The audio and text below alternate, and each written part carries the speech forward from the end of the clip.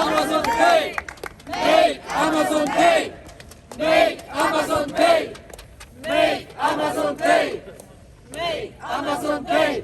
Ich meine, die wissen alle gut, wie das wir heute stehen, dass eigentlich der Welttag für Praktiken von Amazon zu manifestieren. Und wir sind nicht allein heute, Urstadt Welt sind Aktionen, sowohl Proteste wie Streiken von Amazon. Und wir haben gemerkt, wir sollten uns heute natürlich auch dem ganzen Protest durchlesen. Aber wie gesagt, ist die Frau, dass alle guten haut hier seht. Alle guten die Organisationen, die heute nach hier vertreten sind, auch ein Merci auch als zwei Deputierte von der Linke. Alle guten, die heute hier sind. Merci. Und ich habe nicht so viel lang, aber ich kann direkt Wort führen. Und den Jean-Luc de Matthias vom OGBL.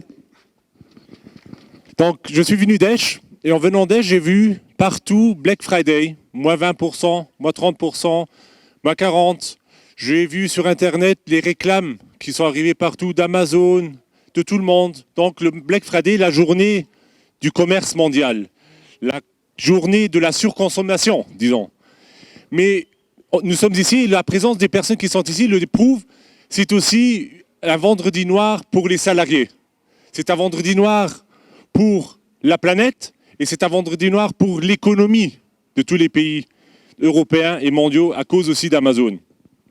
Avec notre action, nous avons décidé de changer le nom du Black Friday en Make Amazon Pay Day. Parce qu'Amazon... Avec notre action, nous voulons dénoncer haut et fort les agissements de ce collège du commerce qui, par sa soif de pouvoir et de bénéfices, se désintéresse totalement des conséquences néfastes qu'il engendre à travers notre planète. Amazon, et vous le savez sûrement, est le troisième plus grand employeur du monde, qui pour l'instant, et j'ai regardé encore ce matin, a 1,5 million de salariés directs. Et si je dis salariés directs, c'est sans compter tous les sous-traitants, toutes les personnes qui travaillent pour Amazon indirectement et qui sont aussi victimes de ces agissements.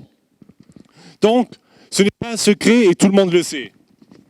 Amazon n'est pas seulement un des leaders mondiaux du commerce, mais aussi un des leaders internationaux en ce qui concerne les mauvaises conditions de travail et de rémunération de ses salariés, est un des leaders internationaux du combat sans pitié contre toute forme de syndicalisation au sein de son entreprise.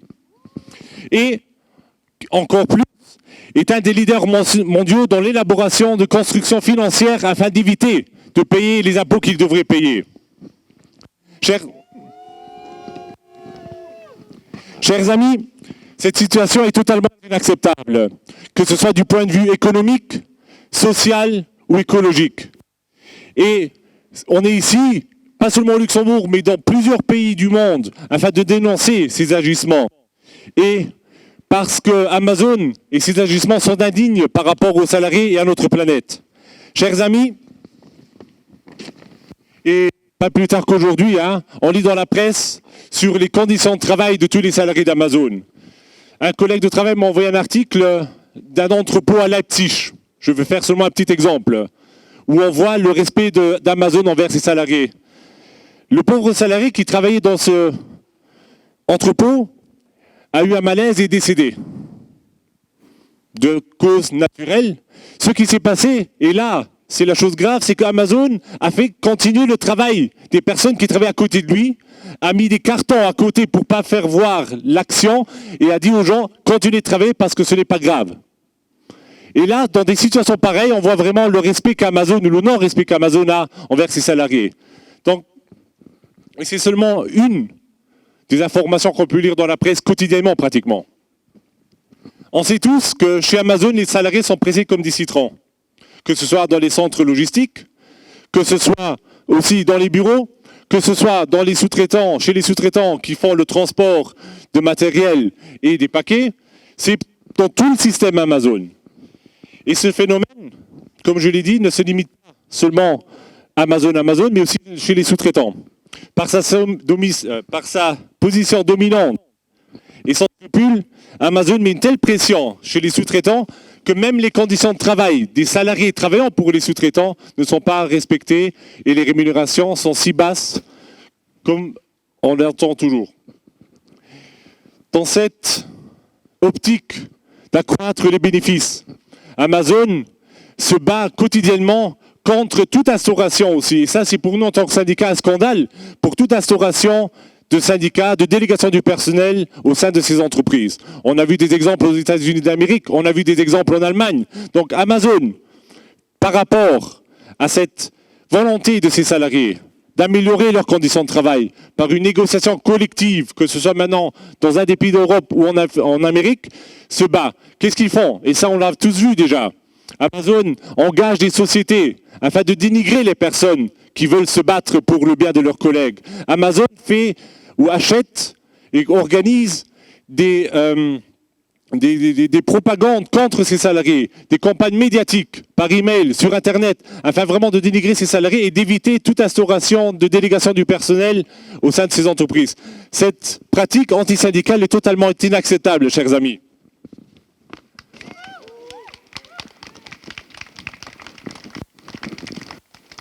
Dans le cadre de notre action, il est clair qu'il faut instaurer un cadre légal qui oblige Amazon à respecter les droits des salariés. Il faut créer un cadre légal qui oblige Amazon à respecter le droit syndical dans ces entreprises. Il faut obliger Amazon, par un cadre légal, de payer ses impôts, chers amis.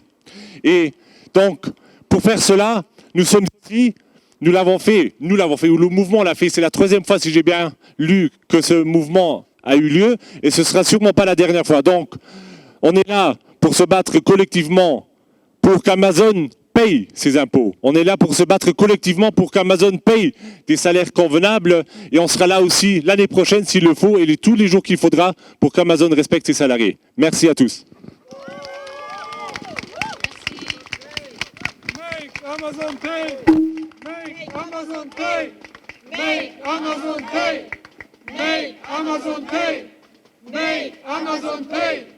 Make Amazon pay! Make Amazon pay!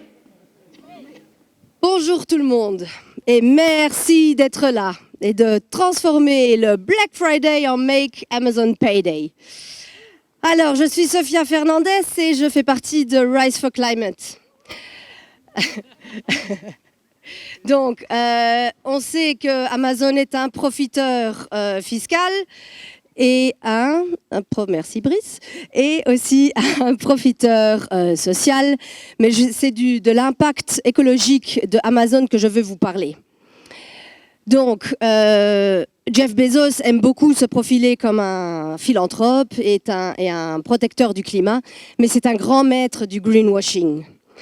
Donc, premièrement, dans le bilan carbone de 2021, Amazon a déclaré que ses émissions de CO2 n'avaient augmenté que de 18%. Sauf que ce chiffre, il est totalement sous-évalué. Et pour vous expliquer pourquoi, ils n'utilisent les émissions de CO2 que de leurs propres produits, donc de la marque Amazon. Ça fait environ 1% de leurs ventes. Donc, ils ne calculent pas les émissions de CO2 nécessaires à fabriquer les 15 milliards d'articles qu'ils vendent par an. Donc, si on additionnerait tout ça, vous voyez bien qu'on n'est pas du tout à 18%. Deuxièmement, Amazon il détruit les produits invendus et les produits retournés. Parce qu'il faut savoir que Amazon est devenu plutôt un intermédiaire et une grande place de marché. Et donc pour Amazon n'est pas le propriétaire de la plupart des produits qu'il vend, mais il achemine leur transport, leur stockage et puis la livraison. Et donc, il propose à aux vendeurs des produits de détruire les produits qui ne... Pardon. Il propose aux vendeurs de détruire leurs produits quand ils ne sont pas vendus au bout de quelques mois. Pour Amazon, ça ne coûte rien puisque ces produits ne leur appartiennent pas. Et comme les forfaits de stockage chez Amazon sont rapidement dissuasifs, alors oui, pour les vendeurs, c'est des fois plus facile de détruire les produits que de les garder stockés et de les récupérés. Donc, pour Amazon, ça ne lui importe pas du tout qu'avec ça, il contribue au désastre écologique davantage encore.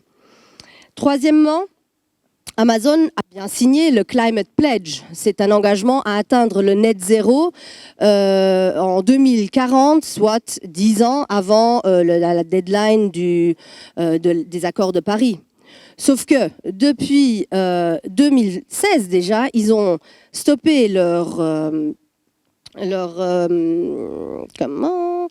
plans d'ambition d'alimenter 100% de leurs data centers avec des énergies renouvelables et au contraire, ils ont commencé à courtiser plein de sociétés des industries fossiles comme BP, Shell, ExxonMobil, etc. Pourquoi faire, me dites-vous? En fait, ils veulent leur proposer leurs services web et des partenariats qui permettraient de trouver et d'exploiter de nouvelles sources de combustibles fossiles. Donc, ils n'ont vraiment rien compris. En plus, aux États-Unis, Amazon financie un think tank qui est connu pour être un des plus grands négationnistes climatiques qui est. C'est le Competitive Enterprise Institute. Il financie aussi des membres du Congrès aux États-Unis. Et pourquoi faire? Bien sûr, pour que ceux membres du Congrès votent contre des législations qui seraient bénéfiques pour le climat et donc négatives pour eux. Donc, c'est clair, chers amis, que Amazon brûle la planète par ses deux bouts. Je pourrais encore vous parler, bien sûr, des émissions CO2 liées aux millions de trajets, de camionnettes, de bateaux et d'avions, ou aussi des milliers d'hectares de sol, et souvent du sol agricole, qui est accaparé et artificialisé, et qui donc nous rendent les territoires encore plus fragiles au changement climatique et réduisent davantage encore la biodiversité. Mais bon, bref, Amazon est basé sur le monde d'Amazon est basé sur la surconsommation et la culture du jetable. Il agit comme un accélérateur de la destruction sociale et climatique, ou du désastre climatique et social plutôt, et au moment où nous devrions appuyer d'urgence sur le frein et changer de cap. Mais ce ne sont pas seulement les consommateurs qui sont responsables. Le gouvernement luxembourgeois a une énorme responsabilité aussi. Parce qu'en tant que plus grande place financière pour la finance durable, notre pays devrait être cohérent et ne pas dérouler le tapis rouge à ces sociétés climaticides et franchement incompatibles avec la transition écologique juste.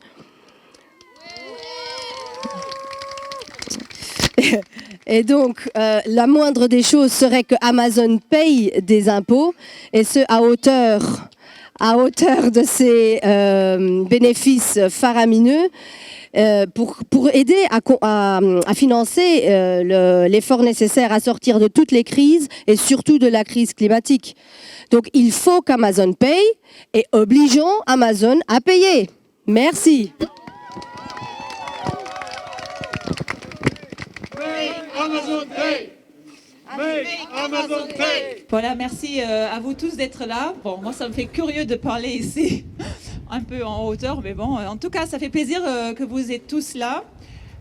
Pourquoi nous sommes ici? Je pense que c'est clair, nous sommes ici pour dénoncer les pratiques d'optimisation fiscale et les conditions de travail chez Amazon. Mais j'aimerais dire que, je ne sais pas si vous m'entendez, j'aimerais dire que Amazon n'est que la pointe de l'iceberg. Nous dénonçons en fait la soif des entreprises multinationales de grandir à tel point qu'ils dévorent d'autres entreprises, à tel point qu'ils dominent le tissu économique et à tel point qu'ils font taire les autorités politiques. Bravo! Nous dénonçons le modèle d'évasion fiscale à la luxembourgeoise aussi, qui crée certes de l'emploi ici, mais qui fait en sorte que d'autres États manquent en recettes et n'ont pas assez de recettes pour financer les politiques publiques, notamment en santé et en éducation. Nous avons marre d'un système économique qui nous exploite, hommes, femmes et enfants aussi, et qui exploite les ressources naturelles de la planète. Marre aussi de ce système économique capitaliste qui se moque de la planète, et qui se croit maître de la planète. Et tout cela pour le profit d'une élite internationale, d'une minorité et non pas du public.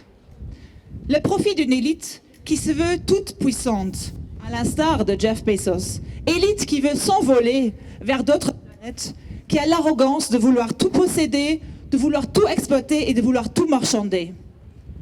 Mais le vrai problème n'est pas là. Le vrai problème, en fait, il est au niveau des autorités politiques. Autorités politiques qui n'assument pas leurs responsabilités et qui laissent faire, non pire, qui souvent arrangent les intérêts d'une élite internationale et économique. Nous ne voulons pas de ce système politique et économique qui arrange les profits d'une minorité au détriment du public large et du bien commun.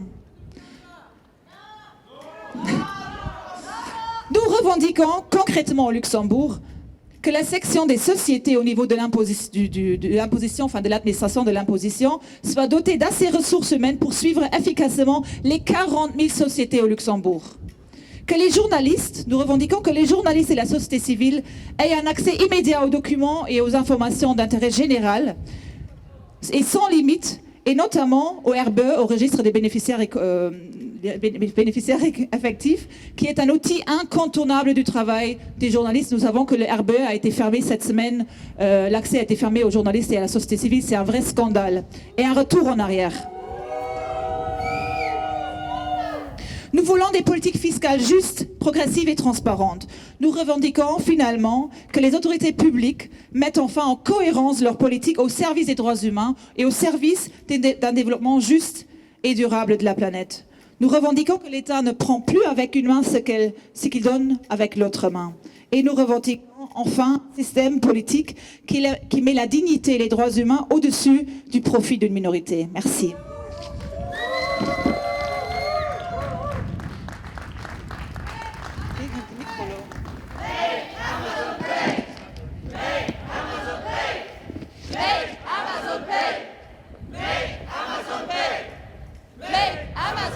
Ich werde auf Deutsch sprechen. Hallo, mein Name ist Eckhard Schmidt von dem Verein Ethika, Initiative für Alternativfinanzierung. Der Kollege aus Esch hat vorhin erzählt, dass er heute Morgen an lauter Black Friday-Schildern vorbeigefahren ist. Ich bin heute Morgen mit dem Bus von Saarbrücken aus an Völklingen, dem neuen Verteilzentrum, vorbeigefahren. Das ist dort mit sehr viel Aufwand, mit sehr viel Infrastrukturarbeit drumherum aufgebaut worden, Anfang 2020 eröffnet. Und ich habe mir genau diese Frage gestellt, was ist denn eigentlich, wenn diese Infrastruktur irgendwann erneuert werden muss, wenn die Straße Löcher hat? Wer bezahlt denn dafür eigentlich? Ja, ich zwar nicht, weil ich hier meine Steuern zahle, aber die anderen Saarbrücker werden das bezahlen müssen und nicht Amazon. Und ich möchte da gerne ein bisschen zu diesem Thema Steuervermeidung etwas sagen. Ihr wisst alle, dass Amazon nicht zufällig hier in Luxemburg ist. Nicht, weil die Lage so zentral ist, sondern zwecks Steuervermeidung. Das ist hier legal, aber es ist eben überhaupt nicht legitim und auch extrem unfair von Amazon, aber auch vom Finanzministerium. Das ist vielleicht eine harte Einschätzung, aber ich möchte sie ein bisschen erläutern. Von hier aus wird nämlich auf dem Rücken von LagerarbeiterInnen, Paketbotinnen und abhängigen Einzelhändlern fett abkassiert, wirklich fett abkassiert. Ich muss mich leider so derbe ausdrücken. Und das war auch schon vor der Pandemie der Fall. Aber die Pandemie hat das Geschäft explodieren lassen. Schauen wir uns die letzten 3 Jahre an. Im Schatten der Pandemie machte der Konzern allein 2020 einen Nettoumsatz von 128 Milliarden $, ein Plus von 22%. Und ganz ähnlich lief auch das Jahr 2021. Im Jahr 2022 ging es nicht so gut los. Sie machten Verluste in den ersten 2 Quartalen. Aber im 3. Quartal gab es wieder einen Gewinn von fast 3 Milliarden US-Dollar. Und der Umsatz von Amazon hat sich in dieser Periode im Vergleich zum Vorjahr auch wiederum auf rund 127 Milliarden $ belaufen. Diese Rekordumsätze wurden und werden aus unseren europäischen Nachbarländern, wo sie erwirtschaftet wurden, künstlich hierher nach Luxemburg verlagert. Und hier zahlt Amazon darauf keine Steuern, weil sie in der Lage sind, Gewinne mit Verlusten aus Vorjahren zu kompensieren. Wir sagen, make Amazon pay. Make Amazon pay. Make Amazon Pay.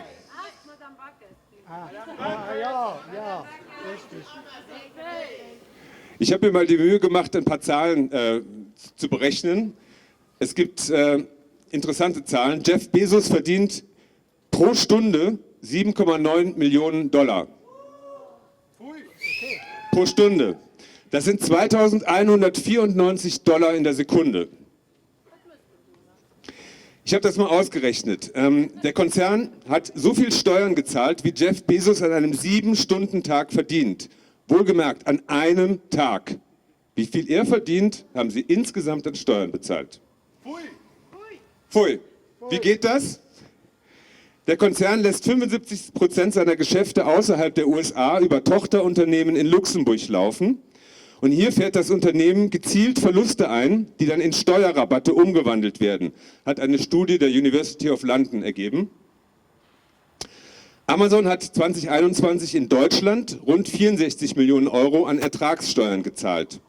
Der Großteil der deutschen Gewinne, also auch die aus Völklingen, wo ich heute Morgen vorbeigefahren bin, werden aber hier in Luxemburg versteuert, wo der US-Konzern zum einen eine geschickte Struktur mit Tochtergesellschaften aufgebaut hat und zum anderen extrem niedrige Steuersätze mit dem Finanzministerium ausgehandelt hat. Bei Amazon weiß man also genau, wie man trotz Milliardeneinnahmen keine Steuern zahlen muss. Amazon zahlt laut Bloomberg in seinem europäischen Hauptquartier hier keine Einkommenssteuer und trotz Rekordumsatz auch keine Körperschaftssteuer.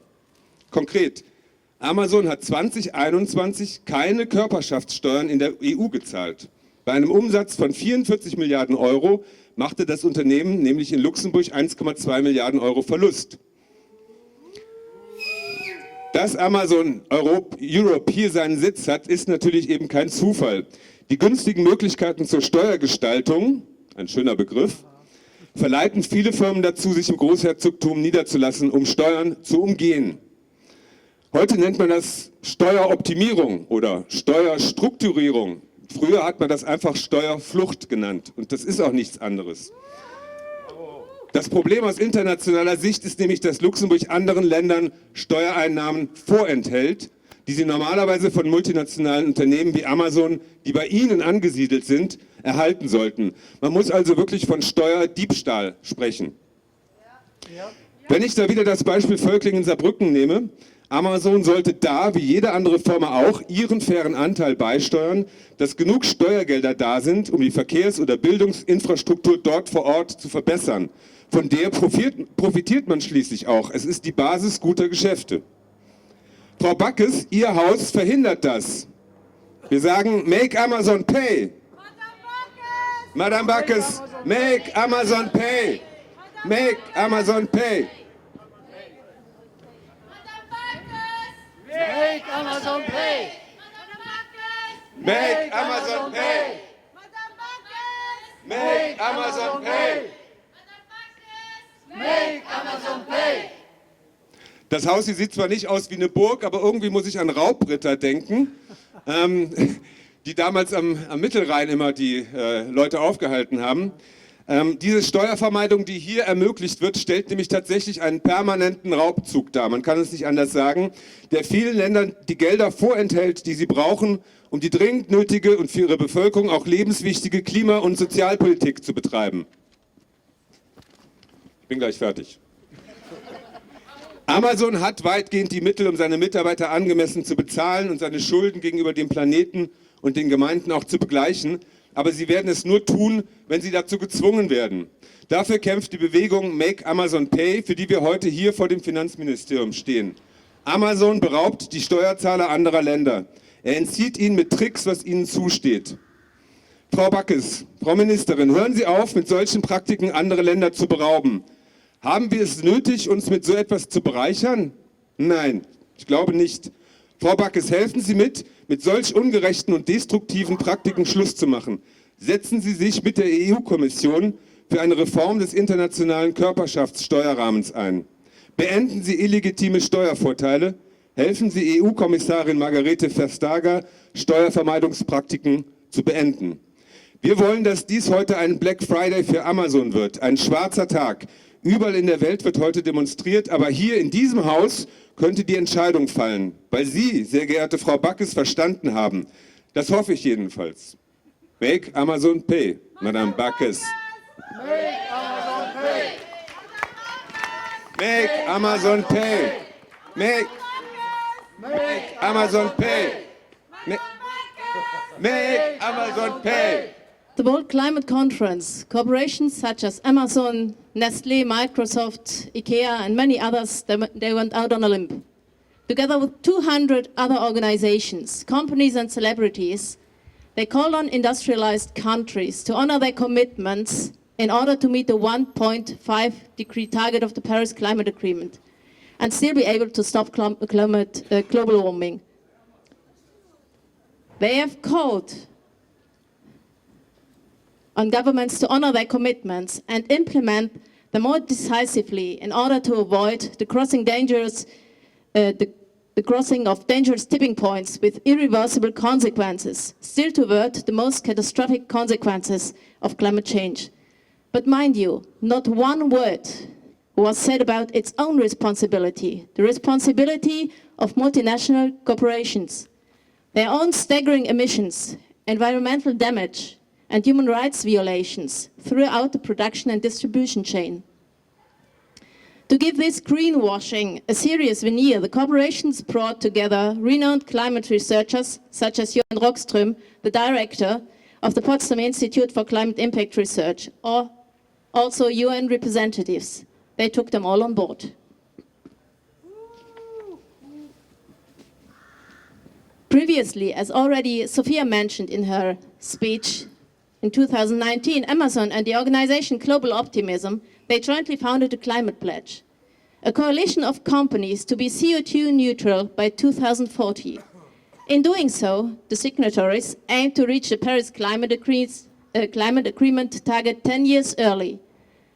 Jeff Bezos said, "We no longer want to be follower on this issue. That's why we've decided to use the scale and bandwidth of our company to make a real difference." Woo! The call to politicians, however, is nothing more than a diversionary tactic from their own inadequacy and indifference to global climate justice. Because the real difference in action is another one. It is not shown in the cosmetic improvements of the Climate Pledge, but in the responsibility that a corporation assumes in the social and ecological criteria along its entire production and distribution chain. The real difference is also shown by how seriously the issue of loss and damage is taken. The global north contributed 92% of the historical emissions and is responsible for 37% of the current emissions, even though they are home to only 15% of the world population. For example, Kenya, Ethiopia, Somalia, and Southern Sudan are, for example, responsible for only 0.1% of the global emissions. However, the largest emitters of CO2 do not contribute to the extent of their responsibility. The fair share that Luxembourg has to pay for the compensation of loss and damage related to climate change amounts to about 324 million euros per year. And here the state and corporations are clearly called upon. Fair taxation of multinationals like Amazon and the simultaneous adoption of a law imposing a due diligence throughout the value chain, both socially and environmentally, could cover part of this financial responsibility. Yes. Make Amazon pay. Make Amazon pay. Make Amazon pay. While at the same time obliging large companies to respect human rights and the environment in their production and distribution chain. Make Amazon pay. Make Amazon pay. Madame Backes. Make Amazon pay. Madame Backes. Make Amazon pay. Madame Backes. Make Amazon pay. We certainly do not need to remind you of the sums involved in the tax benefits. Amazon was condemned in 2017 by the European Commission to pay back 250 million euros, a sum that the company would have benefited from in terms of fiscal advantage on the part of the Grand Duchy. In 2021, however, the European Court of Justice confirmed the legality of the tax rebates received by Amazon in Luxembourg, and thus revoked the decision of the European Commission, which saw this as irregular state aid amounting to 250 million euros, the repayment of which it had demanded. 250 million that the Luxembourg state has given away, and with which it could pay over 75% of its annual financial responsibility for loss and damage. Take your responsibility, Amazon. Take your responsibility, Luxembourg. Let's pay our fair share.